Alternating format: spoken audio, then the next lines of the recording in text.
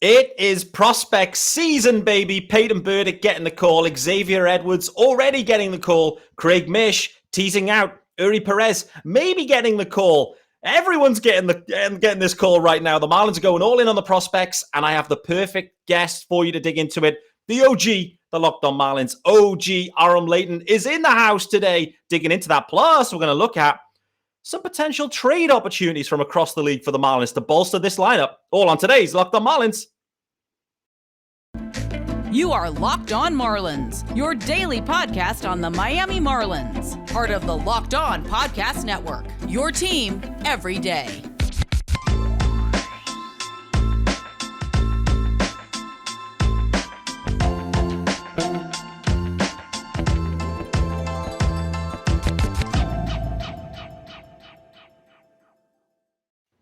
Greetings from England and welcome to Locked On Marlins. This, of course, is your daily Marlins podcast. I'm your host, Peter Pratt. Hit me up on Twitter at MiamiMarlins_UK. If you're listening to the pod, hit subscribe. Of course, it is your team every day. There is a YouTube channel. Head over to there. Hit subscribe also. If you are watching, you will see Aram Leighton is in the house. Aram, how we doing, brother? I'm good, man. It's good to be here. I'm really excited to break it down with you now that we're talking about a team that's over 500 for the time being. So, that's always nice. I always am very pumped to just be on Locked On Marlins, and especially with you as the host now, man. It's always a blast. I was about to say, mate, I mean, it's great to be back, right? But not to be hosting and doing 5 episodes a week, maybe? I don't know, but you handed it over to me, and I'm still rolling with it. Year and a half in. I love that I can hop on and give you an episode, because I know how awesome it is to have the guests on, and how much easier it can be from time to time to be able to bang those episodes out with people that you can just bounce questions off of, have conversation, because I don't think people realize it is really hard to podcast by yourself. And that was like the biggest learning curve for me with Locked On Marlins. And once you can do that, I think it makes you a better interviewer. It makes you a better just host in general. But it's a challenge. So it's always fun to have the conversation with somebody else, because that was the one thing through the dog days of Locked On Marlins. I was feeling lonely because you're doing it by yourself. You're talking about, which replacement level player, the 16 different outfielders in 1 year. And I'm just talking to myself about it. And I'm like, man, is anyone actually listening to me? But, I see what you're doing here, man. It's so much fun. And you're a big reason why I get emotionally invested in the Marlins now, too. Obviously grew up a fan. You can still see the jersey in my closet behind me, but I want to see Peter Pratt and Locked On Marlins to the moon with a wild card appearance this year, hopefully. Oh baby. Don't get me started now. This is way too early. I don't even give the title sponsor of the episode. I better do that before I get too carried away. It's RocketMoney. Stop throwing your money away. Cancel unwanted subscriptions and manage your expenses the easy way by going to rocketmoney.com/LockedOnMLB. Gut feel is we'll hear about those guys later in this episode. Aram, the Marlins, they're in the hunt. They're in the hunt. They're over 500. How about these Marlins early on? I mean, what an April in what was an extremely tough schedule. Like, to come out of that 3 games over 500, big win, I thought. I think so too. There's definitely a lot of areas where this team could get better. And we know that. There's a lot of fans right now, though, and I think, you kind of have this like spotlight effect of your own team, highlighting your own team's issues. Now kind of covering, and we do the mailbag on the Just Baseball show. So that gives me the best pulse of like fan bases, because you get all of the Cardinals fans asking the same things, all of the Mariners fans asking the same, and you realize that like 90% of fan bases are in fight or flight mode at all times. And I'm starting to realize that more and more now. The Marlins are off to a great start, all things considered. I mean, even Luis Arias has been banged up. That's been their best player. I mean, Garrett Cooper's missed time and it's kind of been up and down. And talk about the pitching staff. I mean, Johnny Cueto is supposed to be a depth arm for them. He's been out. Trevor Rogers has been out. Sandy hasn't been Sandy, which I don't think you're going to lose sleep over that. I think he's going to be just fine. But to be over 500, despite your Cy Young winner not being the Cy Young guy, and some of the pitching depth not totally being there, and the lineup still not totally clicking on all cylinders, like Jazz is just getting going now, you can feel pretty good about where they're headed. And hopefully the Marlins and the front office are inspired to invest a little bit in this team in terms of converting prospect capital into some more big league talent. I think we're almost approaching that phase, like where the major league guys are starting to get banged up. We're in that situation where 4 or 5 guys from opening day lineup are out or on their way back, and so it's like, okay, how can they add some depth here in a relative fast pace? Because I guess as they kind of look down into maybe AAA, there's not tons of like proven guys there that you're really confident can come up and do a job. Obviously, Xavier Edwards just promoted Peyton Burdick also as well. So they're kind of already digging into that. But I guess a tier below, there's not too much. So they may need to kind of really get on the trade phone. Kim may be working some deals in May, perhaps. So we'll see. But, it's a good start. It could have gone the other way. Yeah, for sure. Like this team could have been a good couple of games under 500. Like the bullpen, mate, you got to look at it and just go, what's the major difference from 22 to 23? Fundamentally, it's they have a leverage pen and they can protect the lead. It's the main difference. They've got 4 closers in there and they're kind of cycling around. No puck's been immense, but for me, that is the main difference this year around. What about you?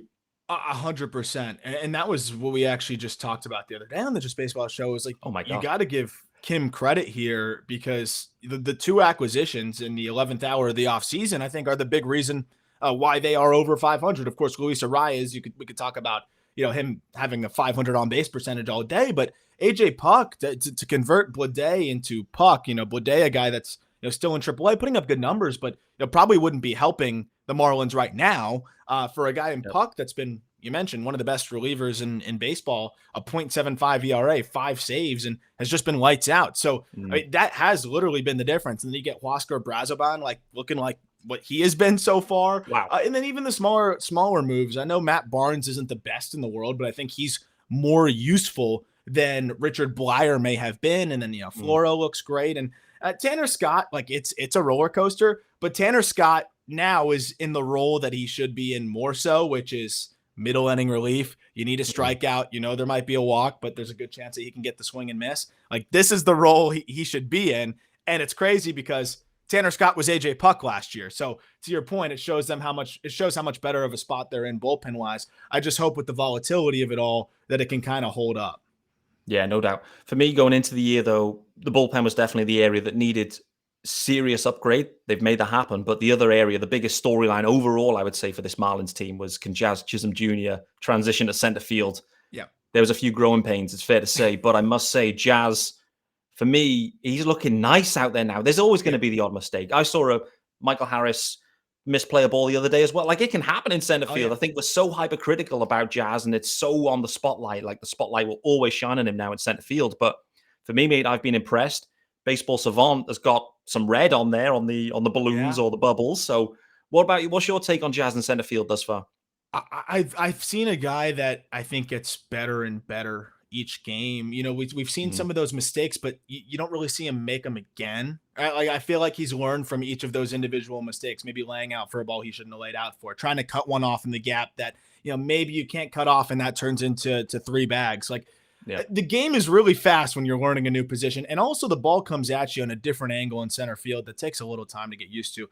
I'll say, I was a skeptic. I was a little bit worried about it. I'm like, you're taking an injury-prone player and putting him in center field. We just saw the Twins take their injury-prone infielder, throw him into center field last year with Royce Lewis, and he unfortunately tore his ACL very early in the season. So, I was a little nervous about that. And this is a guy that just got it going offensively last year. I'm thinking, oh man, now you're going to have him distracted with something else. But as we've realized, he thinks he can do anything. And that's actually a good thing in this circumstance because the mistakes aren't going to pile up on him. He's not going to take that into the batter's box. And through the slow start, both offensively and defensively, we've seen him still continue to be Jazz, and that's why he's good. It's a game of failure. You have to be confident.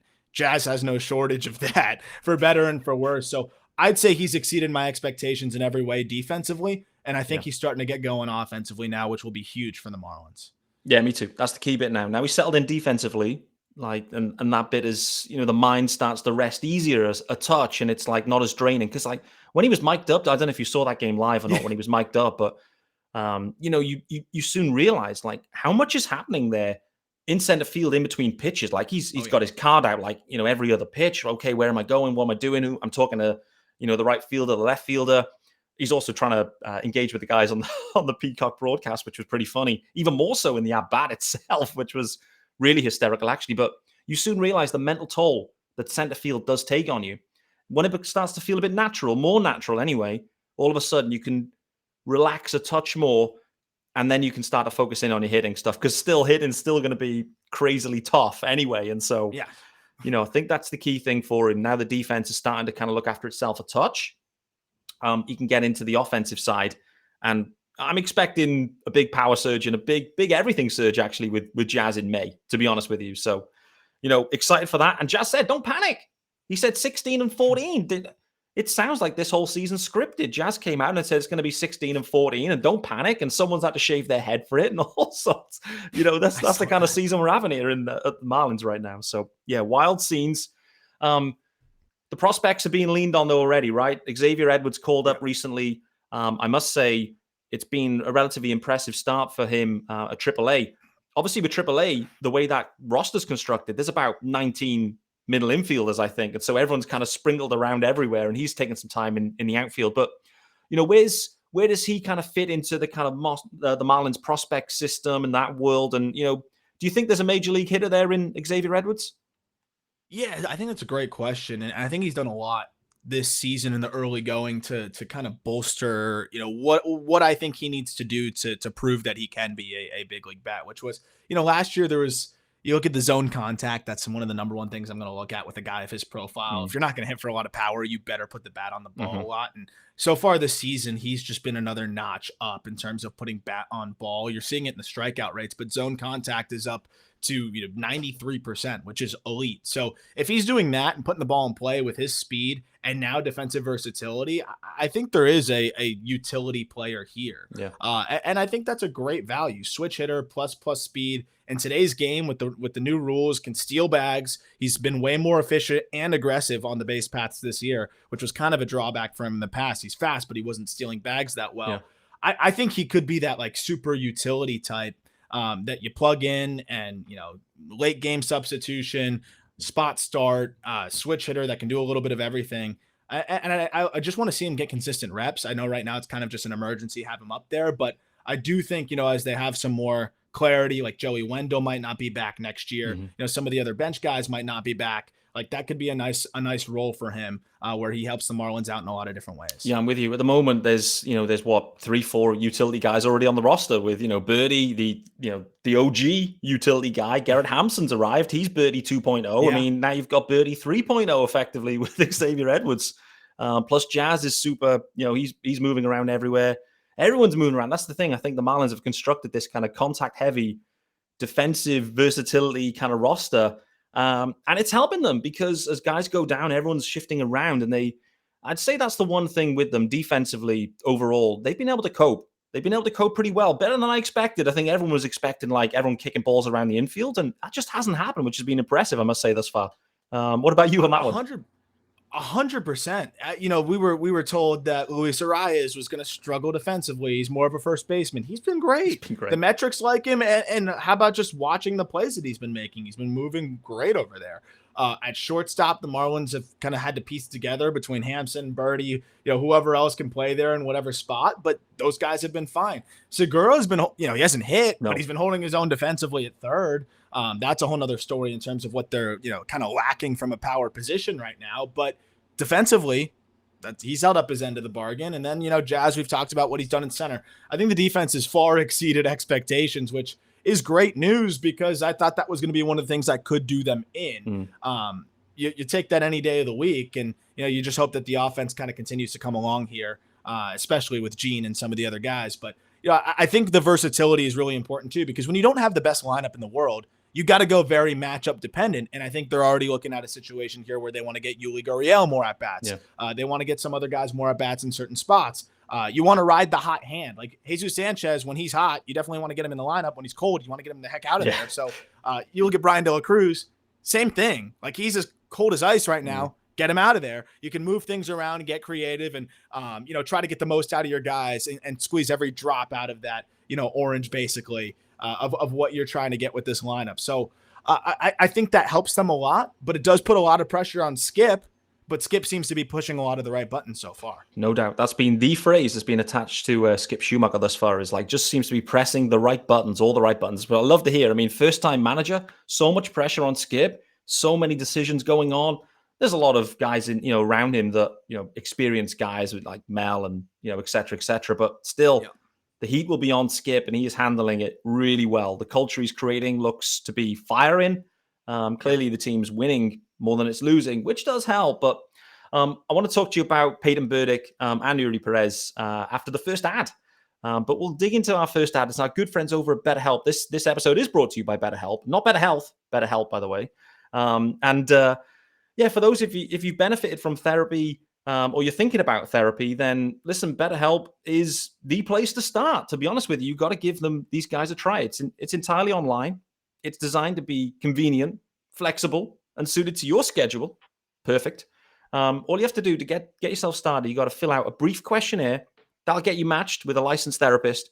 If you need to, you can switch therapists at any time for no additional charge. Don't worry about that. We're trying to find the match for you guys.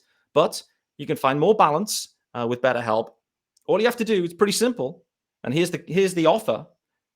BetterHelp.com/LockedOnMLB to get started with 10% off your first month. That's 10% off your first month at BetterHelp.com/LockedOnMLB. Oh, and if people keep dropping out of this Marlins lineup, I'm going to need some therapy soon, I tell you. So I might be tuning into BetterHelp as it is. But Peyton Burdick's up, mate. We did see a brief stint with him at the major league level last year. What we also saw as well was a really encouraging spring. I think the Marlins had no flexibility with their roster construction, particularly in the outfield. So irrespective really what Peyton Burdick did in spring, it was always going to be AAA for him, was my opinion. Yeah. And I think that's what we saw. But Avi's on the IL now. There's a few other guys starting to go down. Burdick's up, and he's been hot if you look at the home run numbers, let's say. Yeah. But there's still a couple of maybe hidden flaws there, I'd say, with Burdick. What's your take on what we've seen in 2023 thus far at AAA? Yeah, so I think it's Burdick leaning into the strength even more, and what is kind of coming at expense of that, which is a little bit more swing and miss. He's been striking out quite a bit, but he's also been hitting the absolute crap out of the baseball. And I've enjoyed kind of going back and watching a lot of his AB so far. And as I'm finishing up the Marlins farm system rankings, which should be out by the time people are listening to this, as I'm almost done with it. But I was trying to kind of get to the bottom of what I see Burdick being. And, the thing that's interesting to me is, we've seen the struggles of Avi Garcia, and I felt like there's almost no way that Burdick could be worse, especially with the ability to play all three outfield spots. Yeah. He can get by in center if you want to get Jazz off his feet for a day. And also Burdick, he's going to swing and miss. Righties have given him problems, and specifically it's velocity. He gets a little bit long to the ball, and it can kind of get hard on him inside. He gets tied up pretty easily. But as a result, he actually crushes lefties. So I see a really good role for him, and I don't know if they're going to be able to kind of mix and match this way and set him up this way. I think as he's up, he might end up just playing a lot. But I love the idea of him being a kind of lefty masher platoon guy that can play all three outfield spots, kind of your fourth outfielder that ends up taking on more responsibility than that. He had an 850 OPS against left-handed pitching between the big leagues and the minors last year. Whiff rates were way down, sub 30% strikeout rate, and it's been that way for a lot of his career. So I think he could be that lefty masher that plays all three outfield spots, gives you some good speed, and walks a little bit. And I think that's a pretty good profile. All things considered, we're talking about a 26-year-old in AAA. Yeah, for sure. I think that's the role. That seems to be the obvious role for him anyway, is that kind of lefty. When the lefty's going, and the Marlins have struggled with lefties for some time, for years it feels like. And so, having some kind of power threat, I'd say, when there's a lefty going, it's going to be, it's an interesting option. It's interesting to see what opportunity the Marlins give him. Flicking over to the pitching side and the rotation, it's fair to say the rotation has been hampered thus far. Johnny Cueto's just had one inning of work thus far. Trevor Rogers, the outlook doesn't look amazing for Trevor either. He's a couple of weeks out already, and there's no throwing happening. We're talking probably like a couple of months out overall once all said and done for Trevor Rogers. So the Marlins are trying to hang tough with, your Brian Hoeings and Smeltzer's dropped in there and whatever. But, and I guess, Braxton Garrett has really stepped up, obviously started the year in the pen. But, and this is where Craig's starting to tease it out is, is it now getting to a point where Eury Perez is going to be given an opportunity here? What the interesting bit here is Eury's in Double-A. And I think, seeing you talk about this, they've changed the ball in Double-A significantly. I didn't even realize that until I started seeing that narrative around. I was like, oh, wow, they've actually completely changed the ball. Let's start with that ball itself. And then we'll get into Eury Perez specifically. But what's actually going on in Double A with this ball this year? Oh, I'm so angry about it. I've been going scorched earth about it. Yeah, I saw that. It's something I've got a handful of players in the Southern League from all different organizations that have reached out to me on Twitter and said, "Hey, thank you. This is an absolute like insane situation that we have to deal with." Basically, all of these guys, all of these pitchers are able to get now an insane amount of spin on their fastball, right? Which is, it's all about that ride, right? You look at Spencer Strider. What makes him so good is that 23 inches or 22 inches of induced vertical break, which means the ball just taken off out of his hand. They have these pre-tacked baseballs that they're testing out for the first half of the season. They're all sticky. It's a really weird feel to it. And the ball is just flying out of their hands for these pitchers. And they're also able to get way more break on their breaking balls and more movement on their changeups. A bigger part of that, too, is actually the ball is also not flying because of the way, like the aerodynamics of it. A lot of guys have told me that when they're hitting it, they're hitting balls that they know would get out usually, and they're just dying. If you don't backspin it, and it does just to not get out. So it was really interesting from that perspective. Still you got somebody like Andrew Abbott of the Reds who had the 3-inch bump in his induced vertical break, was striking out everybody. He went to AAA. The stuff kind of ticked down a little bit, but he still struck out everybody. So good pitchers are still good pitchers. But I think it's like that middle ground has been elevated, and maybe the subpar pitchers are now like at least average, and it makes it a lot harder for these guys. For Eury, it's specifically interesting because I think the number one gain that we've seen with this stickier baseball is the fastball and the life on the fastball. And if I had one thing to highlight with Eury, it's that the fastball can flatten out at times. It's really high velocity, but it flattens out. Sometimes we saw that in spring training. It got knocked around a little bit if he doesn't locate it. And in the minor leagues, the only time that he really gets hit is when hitters cheat for the fastball and hope that they can hit it out, because everything else is nasty. No one's really hitting the changeup when he locates it. The breaking ball is gross. Like, the stuff is unbelievable. The fastball is like, the scouting report for opponents is try to ambush that fastball. So now I want to see how that fastball looks when it's not this pre-tacked baseball. That's really it. That's my only concern with Eury. But that said, even if the fastball is iffy, he could probably help the Marlins at the big league level right now. Let's go. Is he ready? That's the key question with Eury Perez. Is he ready? I think he's ready to compete. I don't think he's ready to be the major league version of Eury Perez. Yeah. If that makes sense. So it does. If he gets caught up and he has a low 4 ERA, you might take that right now. And it's valuable, it's valuable experience for him. He'll show flashes of more, but that's not Eury Perez. And that's not what Eury Perez is going to be at his peak. He could be a frontline guy. I don't think he is ready to be that frontline guy, but maybe, these guys have a finite amount of bullets. Do you want to waste them on? He's on probably an innings limit this year. Yeah. So if you feel like he can help you at the big league level, why not continue that development there under the tutelage of Mel Stoudemire, Sandy Alcantara, who, I was also still kind of figuring out his own things right now. But, just being around those guys, I think would be beneficial to him.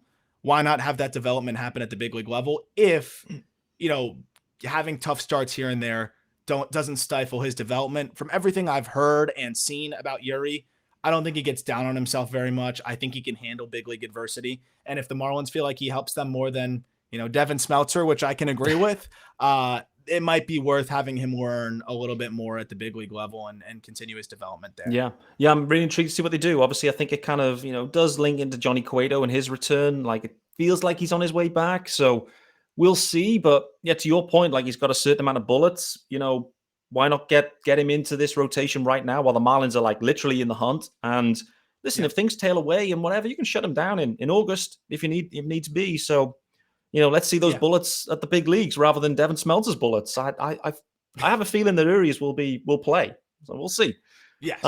Let's do the final ad, and then let's talk about some wider league stuff, some trade opportunities perhaps for the Marlins. So maybe a couple of names that you've got in mind thinking they could be available from clubs that could be selling.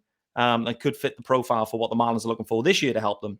Before we do that, though, this episode, and it's our sponsor as well, it's RocketMoney. Guys, listen, it's a personal finance app. First and foremost, a personal finance app, and it lets you cancel any unwanted subscriptions. Sounds amazing, right? It monitors your spending and helps you lower your bills all in one place. Over 80% of people have subscriptions they forget about, and chances are you're one of them. Like the Stars app just to watch one show, or probably that Peacock app for that Marlins game recently, or the free gaming trial that you never actually used. Rocket Money will quickly and easily find your subscriptions for you. And any that you don't want to pay for anymore, just hit the cancel button and Rocket Money will cancel it for you. It's that easy. Sounds amazing. Rocket Money also helps you to manage all your finances in one place and automatically categorize your expenses. Sounds good for me for wine. So you can easily track your budget in real time and also get alerted if anything looks off. Over 3 million people have used Rocket Money, saving an average, listen to this now, saving an average of up to $720 a year. Unbelievable. Stop throwing your money away, cancel unwanted subscriptions, and manage your expenses the easy way by going to rocketmoney.com/lockedonmlb. Reminder on that, it's rocketmoney.com/lockedonmlb. Sounds amazing. I can see everyone's going to be hitting that Peacock cancellation immediately after that. Hope Peacock won't be advertising on Locked On soon. I'm a serial offender of the of the too many subscriptions and just lose track of all of it. That's why just baseball, I was like, I'm not putting anything behind a paywall. I'm trying to break the trend here, but no, that's something I've got to work on that. I might have to sign up for that myself. There you go. Rocket Money it is. Speaking of that, Rocket Trades perhaps for the Marlins. It's fair to say the offense hasn't quite clicked. I think the majority of people are thinking, how can they maybe bolster this lineup, particularly if a few guys are dinged up. In your head, just more general, there's some obvious sellers that we know about in terms of teams. Are there any other teams beyond the real obvious tankers right now that you think are likely to be selling as we kind of get into late May, June, and obviously towards the deadline that weren't expected perhaps? Yeah, so it's pretty interesting because I think with the expanded playoffs, you have a little bit more of this hesitancy from teams to sell. I think, obviously the White Sox really struggling has made it clear that was a team that maybe wasn't going to be viewed as a seller by a lot and by a lot of people and very clearly is going to be a seller. I think the San Francisco Giants, that was a team that, I didn't really love going into this year, but they always get a nice little bump in terms of expectations because they maximize what they've got. It's really hard to maximize what they've got right now, but they do have some assets. And I think, this is a smart organization that knows where they're at. A lot of their best players are vets. I think they realize that, they have a lot of money to spend, but they should probably cash in some of these, impending free agents and things like that. And, maybe make some moves. I could see the Giants, really changing the trade market with a Mike Yastrzemski, maybe a Michael Conforto, who if he hits well, will kind of put his way into an opt-out situation, maybe even a Lamont Wade. And of course, Jock Peterson. So that's a team that definitely has a lot of options that I think maybe a lot of people weren't expecting to be sellers. That could be a seller this year. Yeah, talk about a lot of outfield options there coming out of the Giants. There could be multiple outfielders there moving. I mean, I do feel like the Marlins probably do need an outfield stick. I think just the fact that the Avi situation has been what it's been, the streakiness of Jesus Sanchez and De La Cruz, and obviously, you need a Jazz backup plan as well.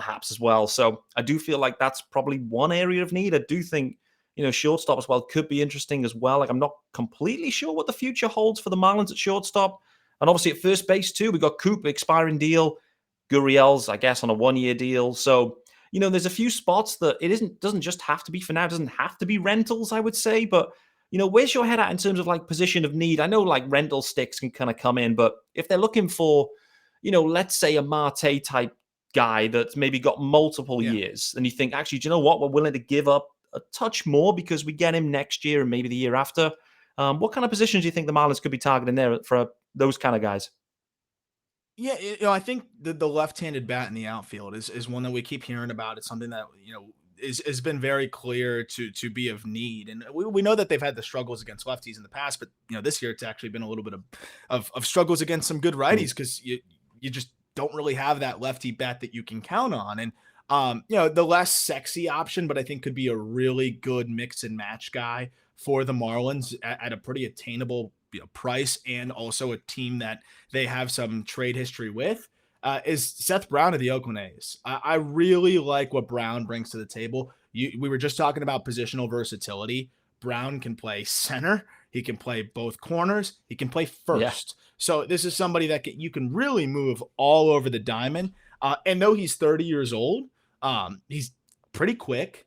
And he also has several years of control. So I think he could be attainable for relatively cheap. He's on the shelf right now. He should be back very, very soon with a semi-minor injury. But this is a dude that can't, one of the worst splits guys I've seen. Like, you don't want to play him against lefties, but that's fine. Yeah. Like, we were just talking about, this is a perfect spot for Peyton Burdick. Like, face the lefties. You got somebody like Seth Brown who, the numbers overall don't look great because Oakland isn't good and plays him every day. But a good team plays him just against righties.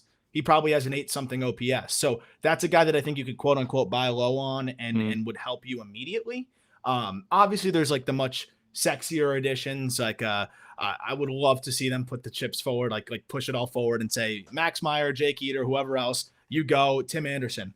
How do you feel about playing shortstop for the Marlins? He has a year of control, of course, after this year. They could leverage that.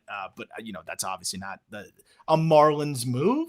But if they smell some blood in the water, you never know. I think it's more likely that they go like that Seth Brown route, or I think one of those outfield bats. I like Mike Yastrzemski a lot still. I know he's dealt with some injuries. He's been up and down, but another guy that can play, all the outfield spots, another left-handed bat. And just a guy that's kind of been there for a little while, brings some veteran leadership, and just can swing it. Like, they just need left-handed bats that can swing it. I would love Yastrzemski. I would love Jock Peterson. I think either of those guys would be great options for the Marlins. Yeah, completely agree. Every time I see Yaz against the Marlins, he's always hitting against the Marlins too. So I think that's kind of stuck in my mind. So it's a great shout on that one.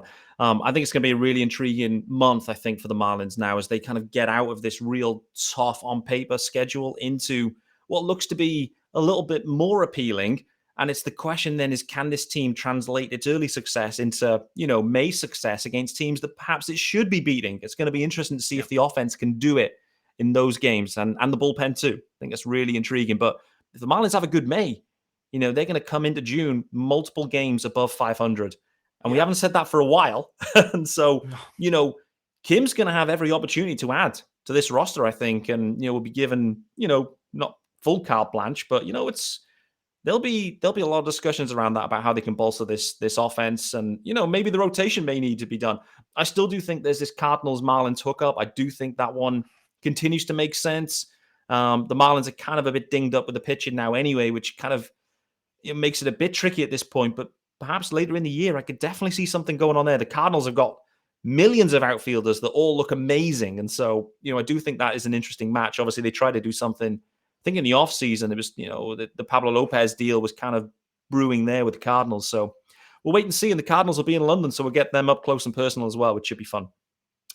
They've got a couple of guys too that I think that could be great fits for the Marlins and help them. But it's especially if the Cardinals keep losing, they might not care as much about big league ready pitching talent, and maybe a Max Meyer who is big league ready, but obviously on the shelf, or a Dax Fulton could be of a little bit more interest to them. Yeah, I think that's the really interesting part, isn't it? If a Cardinals type club that starts to really fall away and think, actually we're happy to move for a prospect arm, big league ready kind of guy that can help us in 24, then that really does kind of open things up for the Marlins, because that's a tricky thing, is like trying to find the right matches, I think, with these trades and with these teams. And the Cardinals, they're always in it. It feels like they're always in it. And so, they're not often big sellers. And so this could be an interesting year for them. We'll see. The White Sox, who knows? I feel like that one's in a different situation, but we'll wait long, which is to be expected.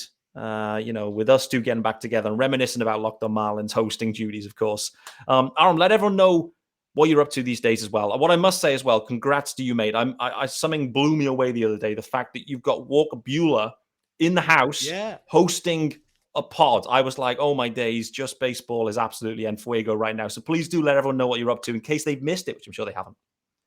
Oh, thank you so much, man. Yeah, we're really lucky to have Walker involved. So the Just Baseball Show, daily baseball podcast. Walker will be on every Monday to give updates on his rehab and just talk shop and talk about everything. So that we're really excited about what that brings to the Just Baseball Show. And then Marlins Top Prospects should be out by now, by the time you're listening to this, over at justbaseball.com.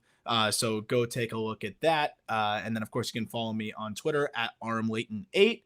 And of course, just keep listening to Locked On Marlins, man. It's so fun to watch. I know you hit the big episode milestone the other day. Like, keep going, keep trucking. And if this team's succeeding, man, I want to see this podcast go to the moon, man. Keep doing you. You know it, brother. You know it. All right, guys. Well, thanks for making Locked On Marlins your first listen of the day. And thanks to Aram Leighton, the OG, back in the house today.